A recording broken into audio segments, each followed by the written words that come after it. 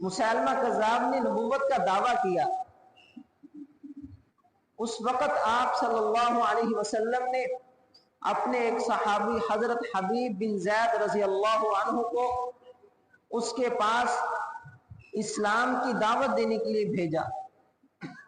حضرت حبیب بن زید رضی اللہ عنہ مسیلمہ کذاب کے پاس گئے اور اس کو جا کر اسلام کی دعوت دی، رسول اللہ صلی اللہ علیہ وسلم کے آخری نبی ہونے کی دعوت دی۔ آگے سے وہ کہنے لگا کیا تم مجھے نبی مانتے ہو؟ حضرت حبیب بن زید رضی اللہ عنہ نے فرمایا کہ میں اللہ کا آخری نبی رسول اللہ صلی اللہ علیہ وسلم کو مانتا ہوں، تجھے نبی نہیں مانتا۔ تو اس پر اس نے اپنے کرندوں سے کہا اس کو پکڑ لو اور اس کا ایک ایک عضو کاٹ دو۔ حضرت حبیب بن زید رضی اللہ عنہ ہر عضو کے کٹنے پر صرف یہ فرماتے کہ رسول اللہ صلی اللہ علیہ وسلم اللہ تعالیٰ کے آخری نبی ہیں۔